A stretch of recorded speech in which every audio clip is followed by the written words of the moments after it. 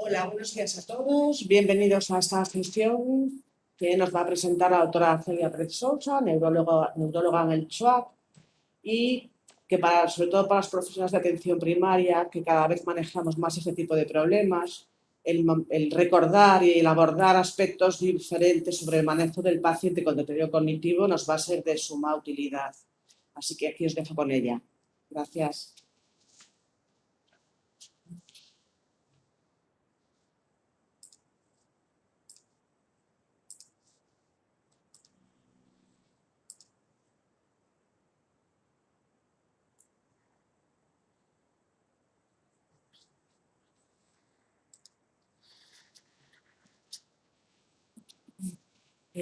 Buenos días y gracias a todos los que os tomáis este tiempo para conectaros a la charla.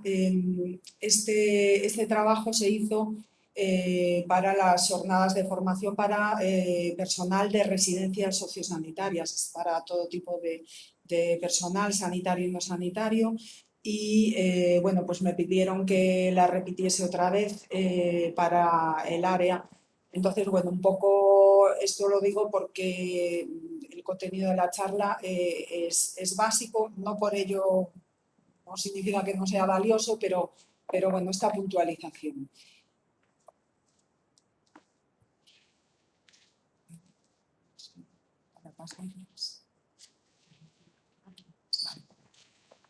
El título de la charla efectivamente es Valoración del deterioro cognitivo y os voy a contar un poquito cómo hacemos los neurólogos, ¿no?, cuando nos llega un paciente con una queja cognitiva. Yo lo que me gusta siempre es empezar las charlas asentando los conceptos, ¿no? Y de hecho me gusta ir al diccionario. En el caso de la cognición, lo que nos dice la Real Academia Española es que es la acción de conocer o el conocimiento, o sea, nos dice algo muy elemental, y luego ya un poquito buscando en otras fuentes, ¿no? La cognición son cosas que seguramente si os lo preguntase serían las cosas que se nos pueden ocurrir a todos si nos piden que definamos la cognición, ¿no? La cognición es la capacidad que el ser humano tiene para conocer por medio de la percepción y los órganos del cerebro. Queda claro, por lo tanto, que es una función que está localizada en el cerebro. Son los procesos mentales que nos permiten recibir, procesar y elaborar la información. Otra posible definición es la habilidad que tenemos para asimilar y procesar datos que nos llegan de diferentes vías, de la percepción, de las experiencias personales, incluso de las creencias, y con todos esos datos, como si fuéramos un ordenador, ¿no?, los convertimos en conocimiento, ¿no? Conocimiento que nos va a servir para ser personas funcionantes y adaptadas, ¿no? Y otra posible definición es un poco a lo mejor la que sí que todos nos vendría a la cabeza, ¿no? Es algo que interpretamos como procesos intelectuales o de la mente. La cognición como tal es algo muy global, ¿no? Y no es una única cosa, no es un único aspecto, no existe una zona del cerebro donde tenemos la zona de la cognición está aquí, sino que, tenemos una serie de funciones cerebrales que nos van a permitir esa función de aprender. ¿Puedo sacar esto? Sí. Una serie de funciones cerebrales que nos permiten aprender, razonar, pensar, comunicarnos, y que cada función cerebral de esas, que son las que llamamos dominios cognitivos, tienen una topografía o localización concreta en el cerebro. O a veces, no es una topografía simple, sino que son una serie de conexiones entre áreas, pero que digamos tienen cada una su red.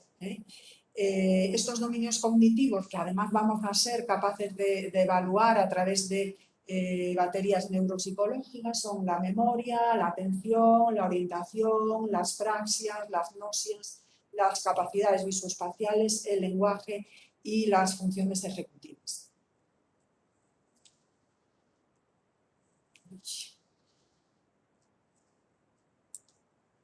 Bueno. El deterioro cognitivo, por lo tanto, sería la pérdida de una o varias de estas funciones cognitivas.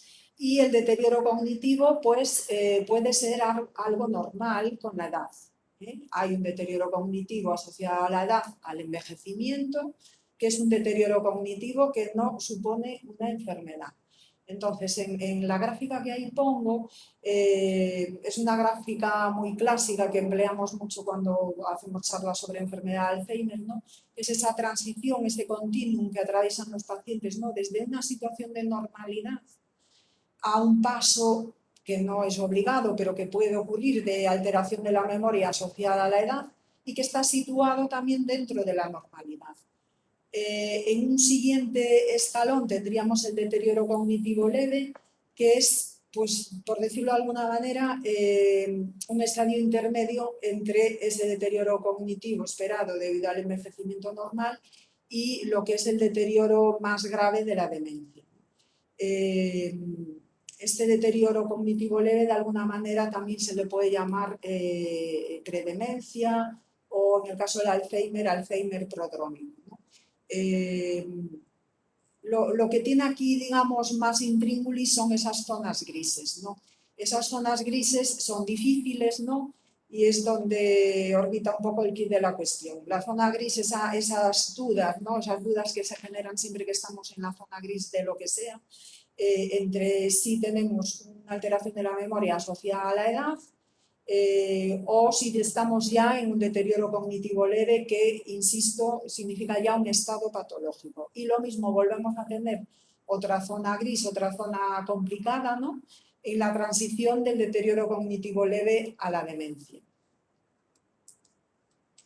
Bueno, pues esto del envejecimiento normal, pues realmente existe, ¿no? Igual que envejece la piel, no por igual, o el pelo, o la postura sin estar realmente enfermo de los huesos, ¿no? ¿Existe un envejecimiento del cerebro? Sí existe un envejecimiento del cerebro.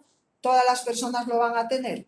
Probablemente sí, en mayor o menor medida, no todos envejecemos igual de lo mismo, ¿no? Pero este envejecimiento cognitivo, ¿no? Realmente existe, y los ejemplos son un poco, pues bueno, olvidar parte de situaciones, eventos que luego pues van a ser recordados, ¿no? Cuando nos dan una ayuda o nos refrescan o nos dan alguna pista, o la propia persona pues más tarde pues se puede acordar de que, uy, sí, ya me acuerdo, me había guardado esto aquí. Bueno, ¿por qué ocurre este deterioro cognitivo asociado a la edad? Bueno, pues porque, por ejemplo, los órganos de los sentidos pues también envejecen, ¿no? La presbicia, la presbiacusia, la presbiestasia, todo lo presbi está por ahí. Luego no vemos igual, no oímos igual. El aprendizaje ya no es tan rápido, las estrategias para memorizar pues tampoco tenemos tantas, la capacidad visoconstructiva está afectada, se sabe que muy precozmente la retención de nombres es algo que empieza a fallar muy pronto en las personas sanas, la retención de nombres, sobre todo del nombre propio, y la memoria a corto plazo.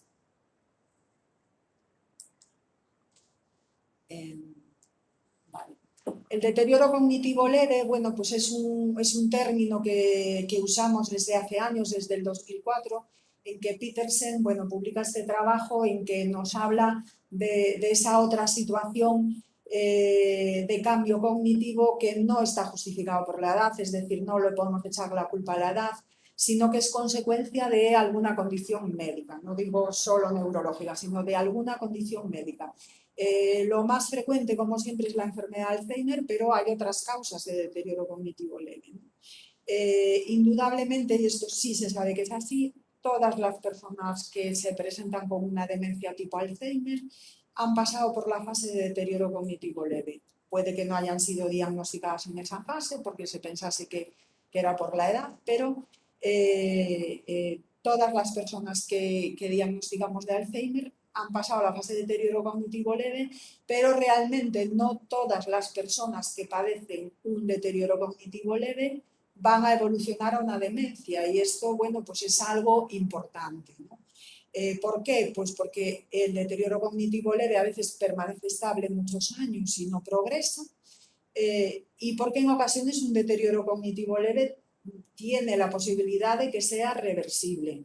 ¿En qué situaciones? Los ejemplos clásicos son los medicamentos o cuando están asociados a una depresión, ¿no?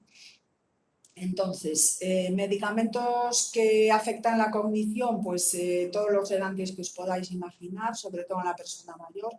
Medicamentos también que se utilizan a lo mejor en hipertensión o en cardiología y que producen bajo gasto. Y luego están los opiáceos por medio o medicamentos con efecto anticolinérgico, ¿no? Que podrían llevar a fallos cognitivos o estados confusionales que yo, bueno, pues creo que esto sí que es conocido, ¿no? En el caso de la depresión se ha hablado siempre de la pseudodemencia depresiva, ¿no? de los cambios cognitivos asociados a la depresión. Esto es así y muchas personas con un trastorno depresivo pues se van a presentar con un deterioro cognitivo leve. Realmente debemos siempre de descartar que la persona no esté deprimida y tratarles, porque en ese caso, pues pasados unos meses, este deterioro cognitivo mejorará. Si no mejora y al contrario empeora, pues bueno, hay que pensar que la depresión en este caso sí está siendo una manifestación más de ese deterioro cognitivo, de esa demencia. Y lo definitorio de este estado del deterioro cognitivo leve es que no hay una repercusión funcional. Y esto lo va a diferenciar de la demencia. El deterioro cognitivo leve sí puede ser medible, objetivable por algún test de cribado o alguna batería neuropsicológica. Lo vamos a poder objetivar o cuantificar. Y lo que es típico de este estadio es que no hay una afectación funcional, es decir, la persona sí tiene sus fallos, sí su entorno se lo nota, sí lo medimos con los test, pero no hay repercusión funcional. Esto frente a la demencia. La demencia, el único cambio, sea en estadio lo más leve que queramos, es que hay repercusión funcional. Entonces, bien, aquí hay una zona gris porque lo de la repercusión funcional a veces no es tan fácil, porque estamos hablando de gente mayor que a veces tiene muy poquita demanda, que están a lo mejor muy protegidos ya porque viven con las familias, que hacen todo y entonces, bueno, realmente pues medir la capacidad funcional de una persona a lo mejor mayor y que está teniendo muy poquita demanda del entorno, pues a veces es complicado, pero digamos que es lo que nos va a diferenciar de deterioro cognitivo leve y demencia. En la demencia, además, necesitamos que varios dominios cognitivos estén afectados o que los pacientes tengan un dominio cognitivo y, por ejemplo, alteraciones de conducta. Y luego, pues simplemente un poco por aclarar términos, ¿no? Sobre todo, pues bueno, la gente que no está familiarizada con esto, estas diferencias entre demencia, entre Alzheimer, pero tengo Alzheimer, pero no es una demencia. Esto sí lo sabéis todos, la enfermedad de Alzheimer es una demencia y es la demencia más frecuente, ¿no?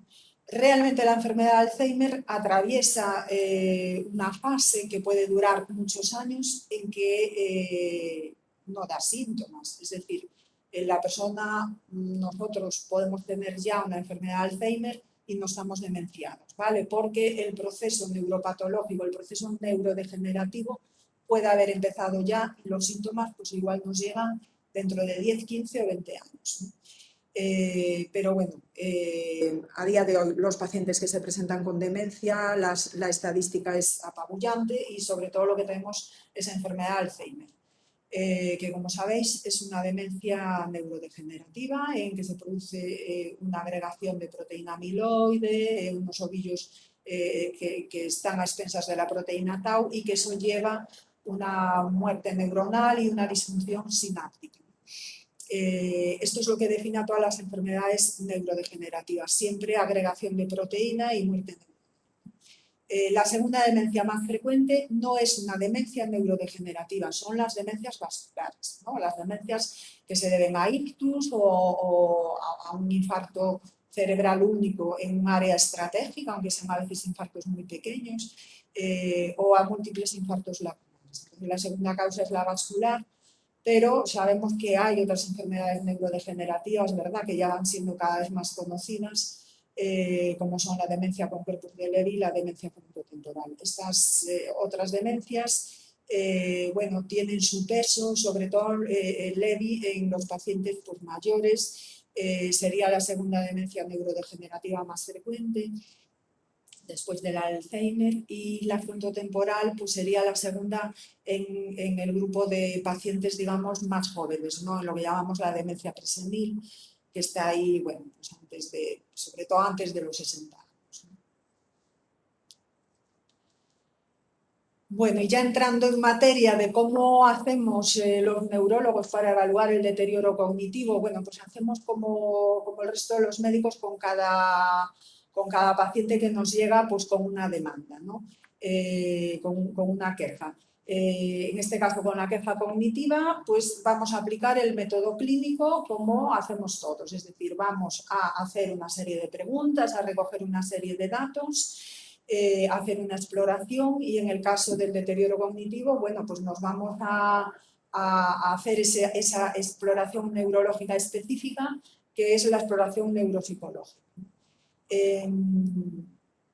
Bueno, luego os iré un poquito desglosando cuáles son los focos de atención a la hora de las preguntas que tenemos que hacer.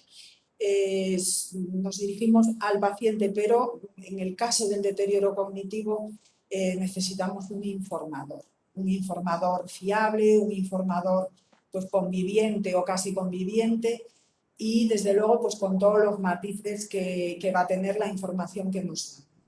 Este primer paso, ¿no?, de recoger datos clínicos, hacer una buena historia clínica, hacer una exploración y hacer un test básico, un test de cribado, pues bueno, estriba muchas veces en la atención primaria. O sea, esta es una parte que viene hecha muchas veces de atención primaria, donde ya vienen con una sospecha, ¿no?, ya de tener pues un síndrome concreto de deterioro cognitivo de demencia. Y luego ya nos corresponde un poco más a los especialistas pues poner en marcha una serie de pruebas complementarias y en ocasiones una exploración neuropsicológica más formal para poder ya ser más precisos en el tipo de deterioro que hay, o incluso hacer un diagnóstico causal, un diagnóstico etiológico. Bueno, a la hora de hacer la historia clínica en los antecedentes personales, lo interesante es, bueno, sobre todo los factores de riesgo cardiovascular de cara a esas demencias vasculares, ¿no? Es muy importante recoger en la historia si la persona ha consumido tóxicos, igualmente pues qué tipo de fármacos está consumiendo, si ha empezado hace poco con fentanilos a subirlos y estas cosas. Imprescindible pues recoger historia de algún tipo de daño cerebral adquirido, tipo traumatismo craneoencefálico y por supuesto los ictus, y la presencia de enfermedades psiquiátricas, bueno, pues porque per se, sobre todo en el caso de la esquizofrenia o el trastorno bipolar, pues son enfermedades que en fases avanzadas típicamente tienen deterioro cognitivo en muchas ocasiones, ¿no?, sobre todo en el caso de la esquizofrenia, ¿no?, que está dentro de sus criterios diagnósticos, esta parte cognitiva, ¿no? Y bueno, pues lo que os decía sobre la depresión antes, etc. En el caso de los antecedentes familiares sí los tenemos que recoger. Solo apuntar a que el Alzheimer hereditario es una rara avis, es rarísimo. En un área como la nuestra de Coruña, pues yo he tenido solo un paciente de 30 y pico años que tenía una de las mutaciones de Alzheimer hereditario, y tengo ahora mismo un seguimiento, un paciente que es portador de una mutación pero no tiene clínica. Entonces, esto ocurre en un 1% de los casos de Alzheimer, ¿no?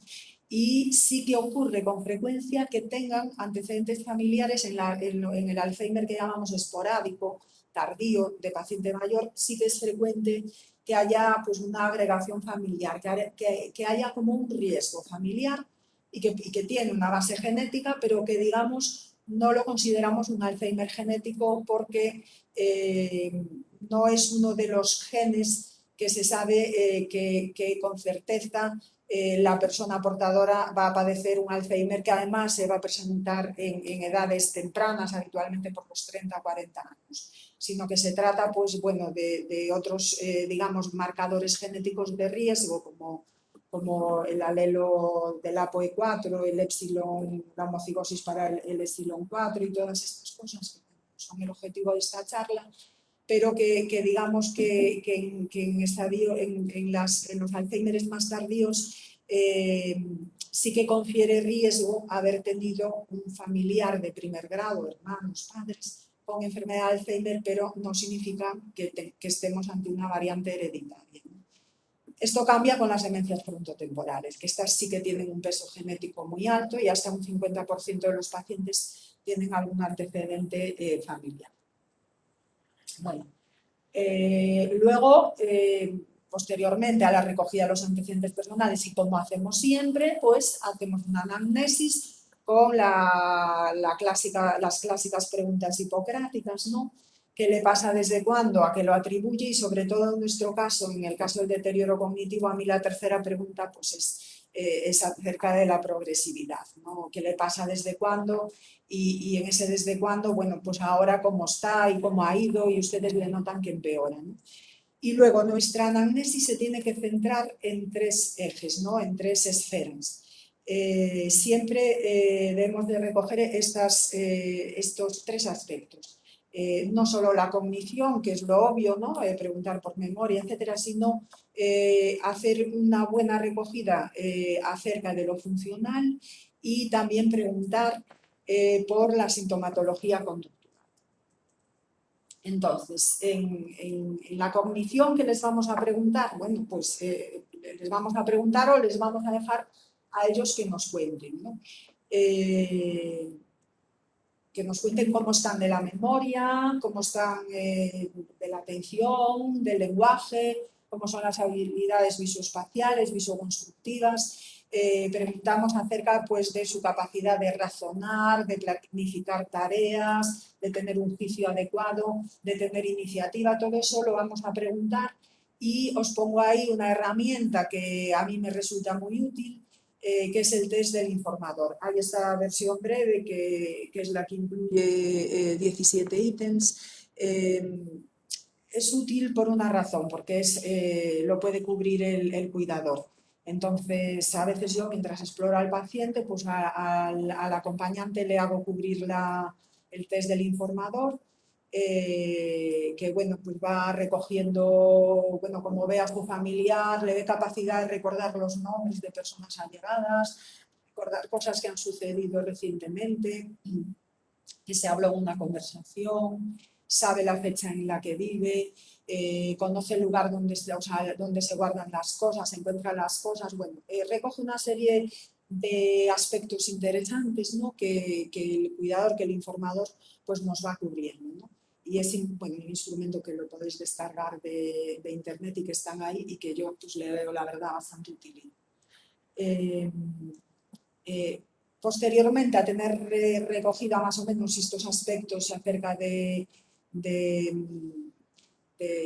los dominios cognitivos, entramos ya en la valoración de lo funcional, que es tremendamente importante de cara a decir esta persona tiene una demencia porque tiene afectación funcional o tiene un deterioro cognitivo leve porque a nivel funcional es completamente independiente. Entonces, en lo funcional os propongo estas dos escalas. Una es la escala de Bartel, que es otra escala bueno, que manejamos con muchísima frecuencia, no solo los neurólogos, para nada, los rehabilitadores y múltiples terapeutas que se dedican a daño cerebral, a temas de dependencia. En los centros sociosanitarios yo creo que es una escala que es muy empleada y que estamos familiarizados con ella, que ya sabéis que recoge lo que son funciones básicas. Comer, lavarse, vestirse, asearse, ir al baño, la continencia esfinteriana, cómo caminan, cómo se trasladan, las escaleras. Y luego esto sería lo básico. Claro, esto empieza a afectarse cuando la demencia pues, está ya muy establecida. En una fase leve, pues las actividades básicas no suelen estar afectadas, ¿no? Entonces, bueno, en esos estadios más iniciales lo que es interesante es preguntar por las actividades de la vida diaria instrumentales, ¿no?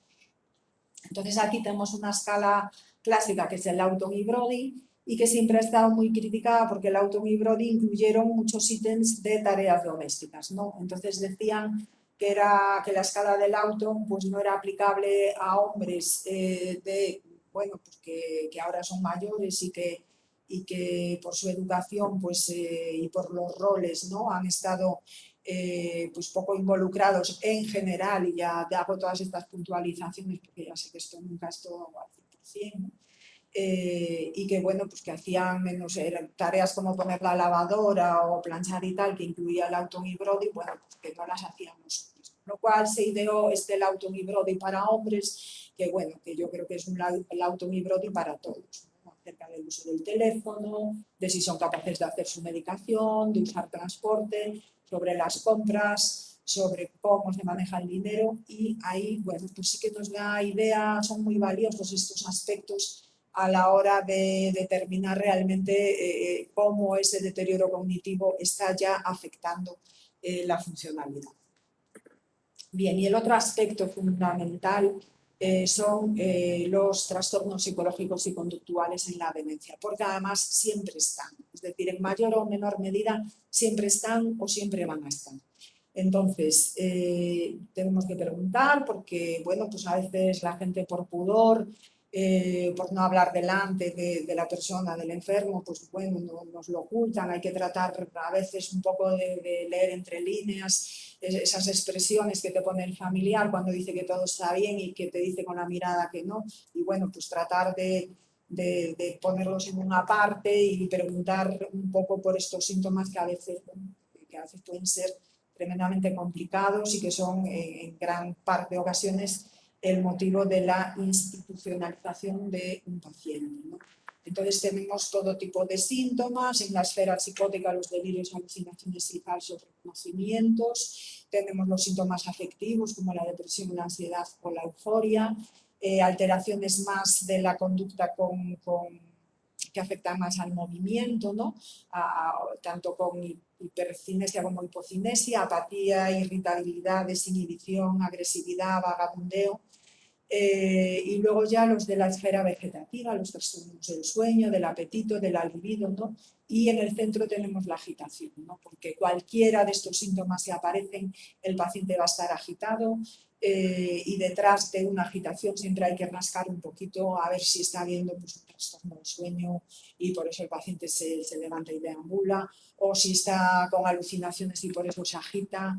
Entonces, bueno, esto es imprescindible que quede en la historia clínica reflejado si tenemos trastornos psicológicos y conductuales o no.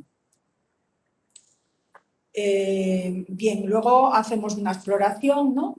Esta exploración, pues, claro, a estas alturas de la visita, pues ya hemos agotado mucho tiempo, ¿no? Y tenemos que hacer un reparto del tiempo que a veces en la exploración física nos paramos un poco menos, ¿no? Nada, una auscultación puede ser suficiente, ¿no? para darnos cuenta de si hay una arritmia, si hay un soplo, si uno debe a lo mejor pues, ir un poquito más allá en eso, ¿no?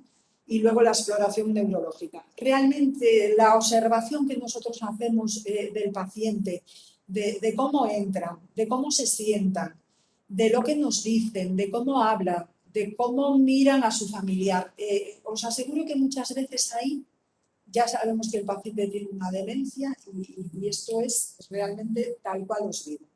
El paciente que viene solo, que viene en su hora, que viene muy preocupado, que ya te dice que tiene mucho miedo porque sus padres tuvieron Alzheimer y que se le olvida todo y que vino conduciendo y que vino de no sé dónde y tal, bueno, ahí hay alta probabilidad de que esa persona pues, tenga ansiedad o tenga un poco de depresión o tenga miedo al Alzheimer. Bueno, siempre se dice que el que viene solo al médico no tiene Alzheimer, yo discrepo, porque a mí me ha venido gente severamente demenciana, en su día, en su hora y a la sala, y no sé muy bien cómo hicieron para llegar, pero bueno, que sí que es verdad que de la observación que nosotros hacemos nos damos cuenta de muchas cosas. Los pacientes miran mucho al informador, a su acompañante, cuando tienen deterioro cognitivo, son muy dependientes, buscan mucho que sean ellos los que contesten. Y luego pues está el tema también de la introspección, ¿no? Cuando el informador empieza a dar datos, el paciente empieza a negar todo o a justificar todo. Bueno, sí se me olvida, pero también se le olvidaba a ti, o sí se me olvida, pero es que es normal por la edad. Y todos esos son detallitos que nosotros vamos anotando, ¿no? Pues no tiene introspección, bueno, pues contesta no sé a todo. Y bueno, y luego ya la exploración más dirigida, ¿no? Pues a lo mejor es pertinente, porque ya digo, con el tiempo que tenemos, pues no siempre podemos hacer todo, ¿no?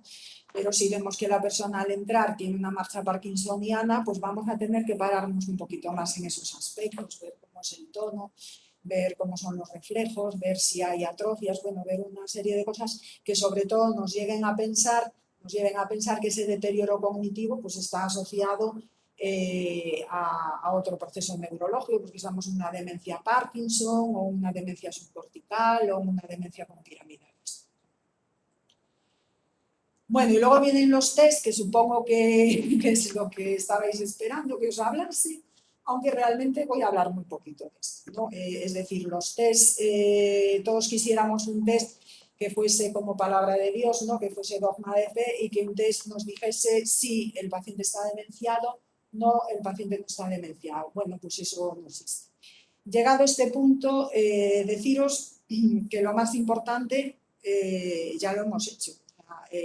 Lo que hemos hecho de la historia clínica y de la exploración, ya probablemente empezamos a tener muy claro que hay un deterioro cognitivo. ¿Los test para qué nos van a servir? Pues un poquito para ratificar esta hipótesis y sobre todo pues tenemos que tener muy claro que sobre todo los test de cribado lo que nos van a dar es riesgo de padecer, riesgo de tener deterioro cognitivo leve, riesgo de estar cognitivamente normal o riesgo de padecer una demencia. Pues porque bueno, pues tienen su sensibilidad y su especificidad. ¿Qué test nos gusta más? Pues bueno, cada uno de nosotros tenemos unos test que nos gustan más, unos test que nos gustan menos. Ninguno de ellos es el mejor, de momento esa medalla ninguno se lo ha puesto, ¿no? Y al final pues nos familiarizamos con el que más usamos y bueno, pues nos acostumbramos. El Mini-Mental, que ha pasado de ser muy usado a estar lleno de detractores, pues bueno, sigue siendo un test valioso, que valora bastantes dominios, ¿no? Que es fácil de hacer, pero bueno, pues que tiene ya una tarea que es con papel y boli y lápiz, que ya pues nos mete en un brete con algunos pacientes. Esas moneditas de ahí representan al Eurotest y abajo tenéis la lámina, abajo a la izquierda, la lámina del test de las fotos. Esos dos tests están hechos por un neurólogo que es Cristóbal Carnero, que es un neurólogo andaluz de Granada, y él hizo este test porque buscaba un test aplicable a gente con un nivel educativo muy bajo o analfabetos, ¿no? Él dice, bueno, pues que la población mayor que él tiene un alto porcentaje de analfabetismo y entonces idea estos dos test. El test de las fotos nosotros veréis o sabéis que lo usamos mucho. Es un test fácil realmente para la gente mayor que no está acostumbrada a hacer tarea intelectual, ¿no? Y es un test en que denominan, hay una tarea de identificación, ¿no? De denominación de los 6 objetos y luego pues viene una fluencia verbal, con lo que valoras ahí pues funciones ejecutivas y luego viene una tarea de recuerdo, ¿no? De recuerdo libre de los 6 objetos de la lámina y de lo que no recuerdan libremente pues le damos una clave semántica, le damos una pista.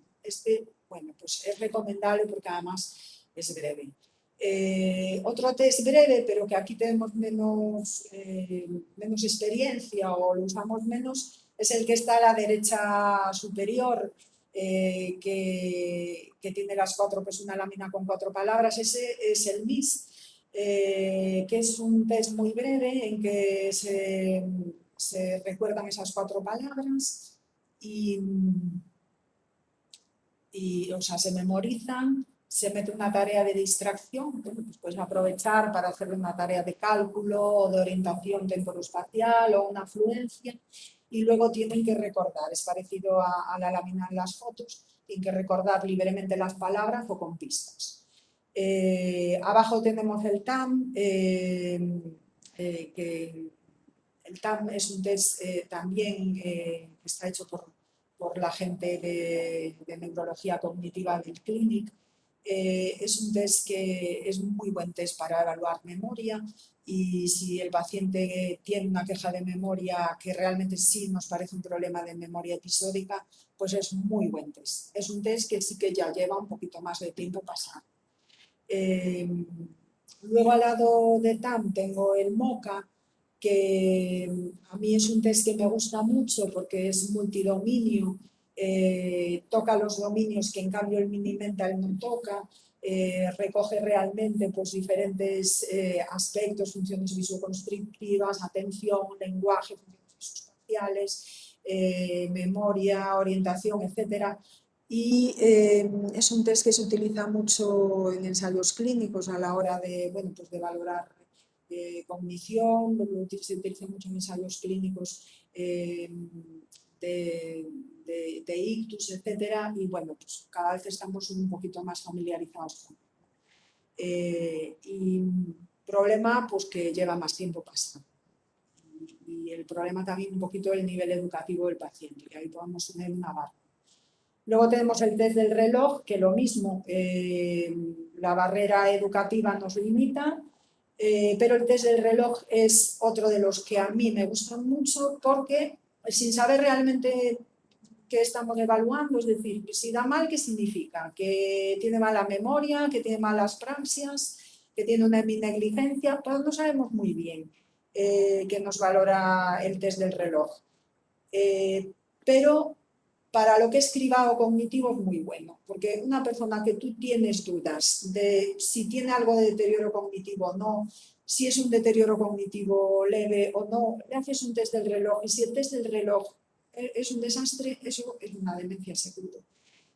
Ahí hay algo seguro. Entonces es un test que, a pesar de que es engorroso porque tiene un puntaje raro, hay una versión que puntúa sobre 10, otra sobre 7, bueno, yo me gusta que dibujen el reloj, si puede ser, me gusta que lo hagan, y me gusta incluso hacerlo en el seguimiento y ver cómo el reloj va en declive.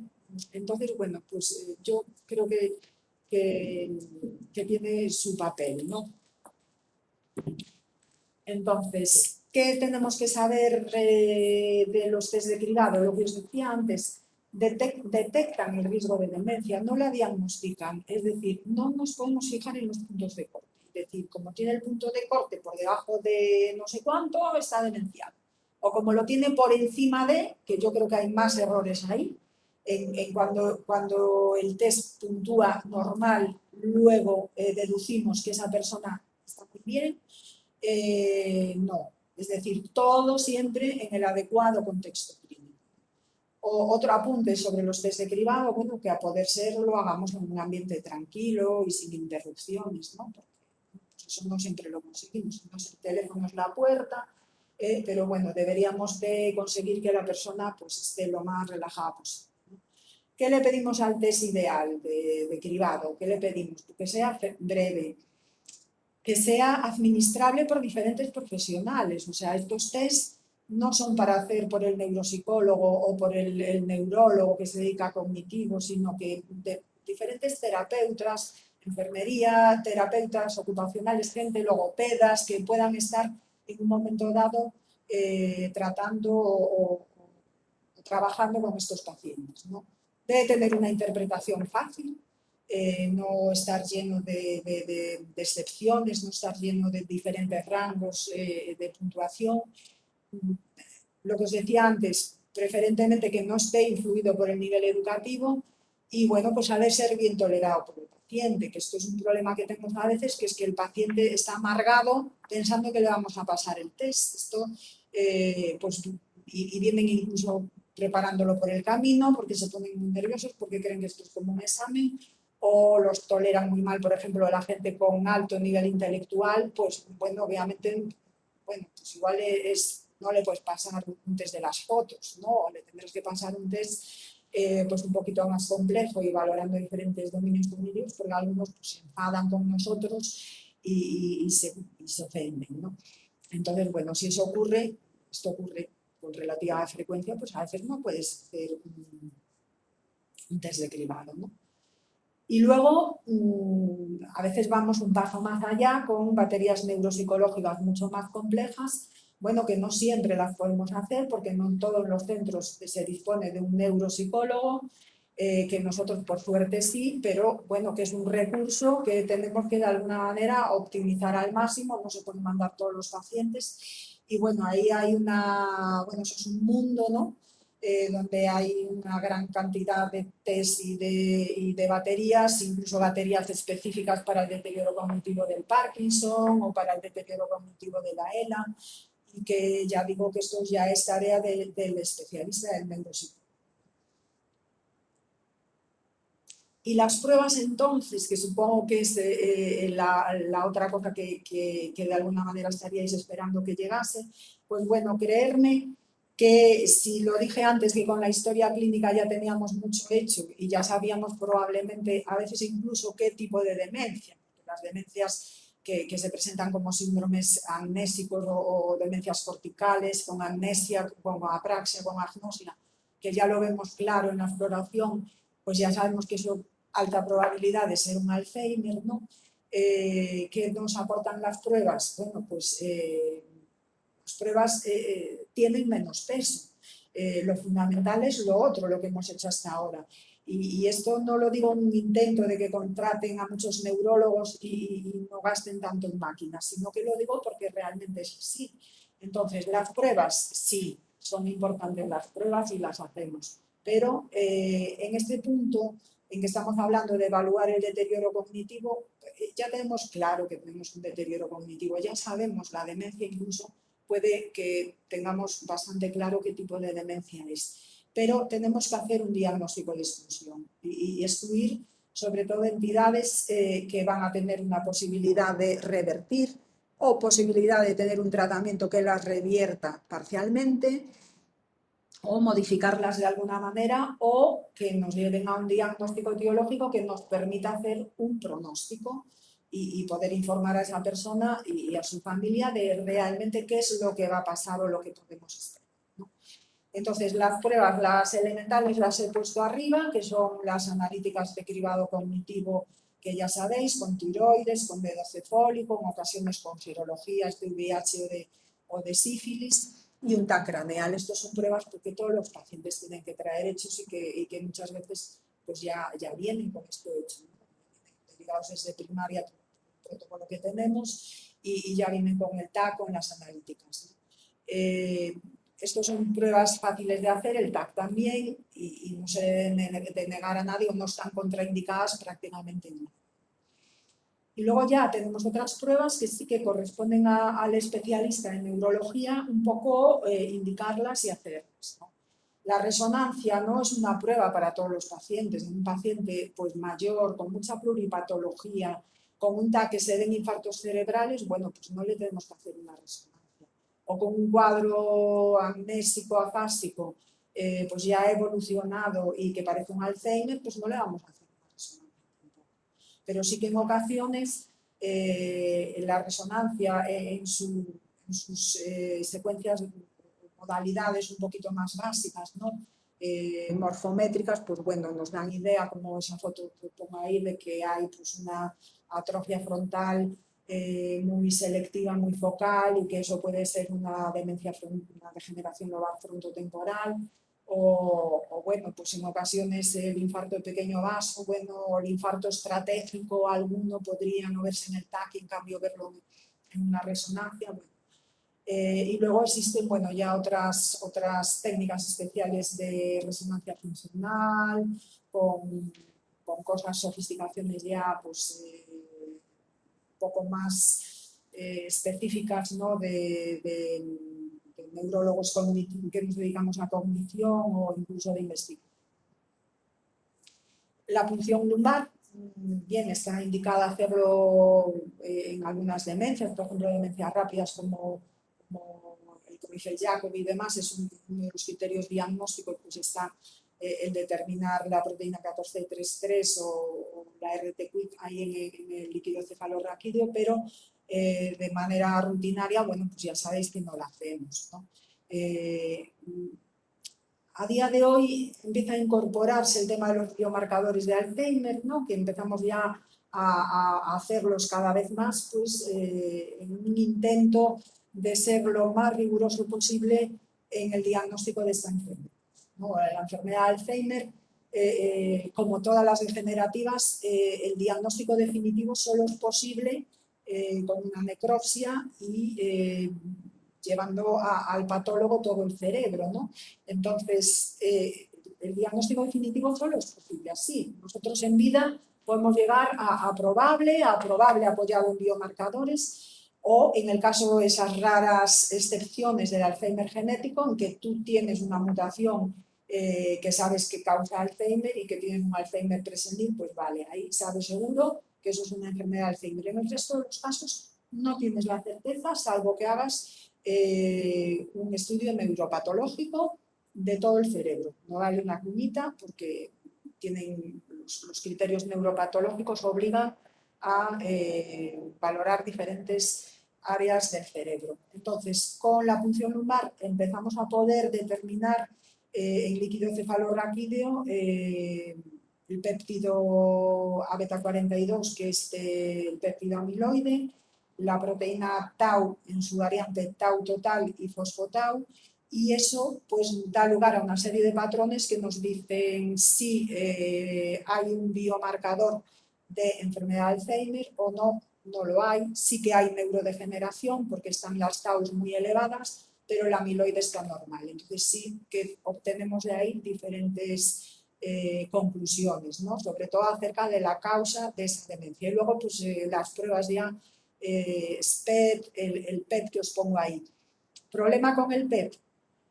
Aquí en Galicia diréis el PET, hay muchos PETs y se hace PET en oncología. En el caso de neurología, la única indicación es el estudio prequirúrgico de la epilepsia. En el caso de la demencia, estamos fuera de ficha técnica. Entonces, en principio, no se piden PET a las demencias, salvo que hagas ahí una solicitud fuera de ficha técnica. También es cierto que es una prueba que no sería para todos los pacientes, pero bueno, es algo que en pacientes muy concretos fijo que va a ser muy valioso, tanto por normal como por patológico, y que bueno, pues tenemos esa posibilidad de a lo mejor pedirla pues fuera de ficha. Y un último, concluyo ya, un último apunte que no quería dejar pasar, que es la donación de cerebro, ¿no? La donación de cerebro que tiene por finalidad llegar a esa certeza diagnóstica en el caso de algunas demencias, incluso demencias pues, que han sido pues, muy agresivas o muy difíciles o muy dolorosas para la familia y que no han encajado con ningún síndrome concreto, que nunca hemos llegado a estar seguros de qué tipo de demencia era, que incluso pues, bueno, puede caber la sospecha de que haya pues, una cierta carga familiar o preocupación por ahí. Siempre existe la posibilidad de mandar el cerebro a anatomía patológica. Y ese mandar el cerebro es algo que podemos proponer los médicos cuando fallece el paciente, todos los médicos lo podemos proponer, o incluso hay la posibilidad de hacerse donante en vida. También tú puedes aceptar que tu cerebro se estudie, pero no donarlo, es decir, no se guarda, pero la posibilidad de donar en vida o una vez que fallece hacer la donación, eso existe. El biobanco de cerebros está localizado en el Álvaro Cunqueiro y ahí os doy una web, incluida la nuestra, la Sociedad Galega de Neurología, donde podéis descargar el consentimiento informado. Yo, las veces que he mandado cerebro a Vigo, el estudio neuropatológico es una maravilla, son muy valiosos y además nos enseñan mucho. Y por eso a veces hay que animar, igual que mucha gente dice, yo es que no me gustaría donar mi cuerpo a la ciencia y tal. Bueno, en el caso del enfermo con deterioro cognitivo, pues el cuerpo no hace falta, pero el cerebro sí sería muy interesante. Incluso en algo que pueda parecer muy común como una enfermedad de Alzheimer, interesa saber porque están ahí las concomitancias, es decir, es bastante habitual que además de Alzheimer haya una concomitancia. La más frecuente es que haya enfermedad vascular cerebral añadida, pero a veces hay otro tipo de neurodegeneración, que son más taupatías o lo que sea, y que probablemente si tenemos un banco de cerebros amplio sobre el que hacer estudios, llegaremos a saber por qué mi Alzheimer fue muy rápido y no tan rápido como el de otro que conozco y tal, que a él le iba más lento y por qué yo tuve muchas alteraciones psicóticas y no tal. Ese tipo de cosas que a veces las familias dicen, ¿y por qué él va tan rápido? ¿Y por qué él tiene esto? ¿Y por qué no tiene aquello? Y probablemente hacer más neuropatología nos lleve pues, a resolver todos estos interrogantes. Entonces, bueno, uno se puede hacer donante o donar el cerebro en el momento en que fallece la persona, se cubre un consentimiento y se llama al patólogo de guardia de Vigo, está siempre disponible y se pone en marcha el procedimiento. Ellos mandan la funeraria desde Vigo y hacen el traslado del cadáver allí. Ese es un inconveniente que tenemos y que a veces bueno, la gente se queda así un poquito bloqueada con eso de que se lo van a mandar a Vigo, ¿no? Como la extracción ha de ser muy rápida, porque si no el cerebro se deteriora, la extracción realmente la hacen muy rápido. Luego el cadáver se devuelve pues, al tanatorio, al lugar donde se le va a velar. Y bueno, ya digo que es algo que, bueno, que sepamos que está ahí y que nos sirve pues, para muchas veces cerrar un caso, ¿no? Para realmente decir, sí, esta persona pues, tenía realmente este tipo de demencia y no esto que sospechamos al principio, o, pues, de alguna manera completar el círculo. Y ya termino aquí. Entonces, como conclusiones, saber que el deterioro cognitivo es la pérdida de capacidad cognitiva que en el anciano puede ser normal por el envejecimiento o puede ya estar significando que realmente hay un proceso patológico, una enfermedad. Este constructo del deterioro cognitivo leve es una fase en que hay fallos objetivos que no podemos explicar por la edad, pero que no estamos aún en la fase de demencia y que esa transición a la demencia significa que el deterioro cognitivo está interfiriendo en la funcionalidad. La otra idea clara es que la causa de demencia global más frecuente es la enfermedad de Alzheimer. Y luego lo que tiene que quedar muy súper claro es que en la evaluación del deterioro cognitivo la clave es la recogida de datos. Eso es la clave. Hacer una buena anamnesis que bueno, con la experiencia, porque claro, cada vez la vas haciendo mejor, y observar y explorar al paciente. Los test de cribado, bueno, pues han de ser breves, han de ser aplicables por diferentes profesionales y saber que no diagnostican la demencia, sino que detectan riesgo.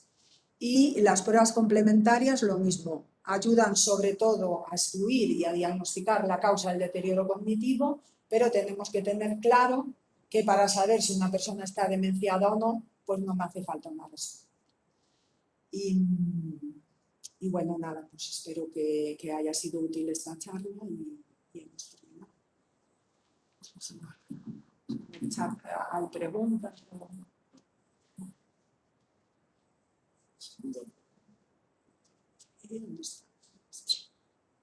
No sé si hay alguna pregunta, si alguien... ¿Dónde está? Vale. Pues entonces nos despedimos.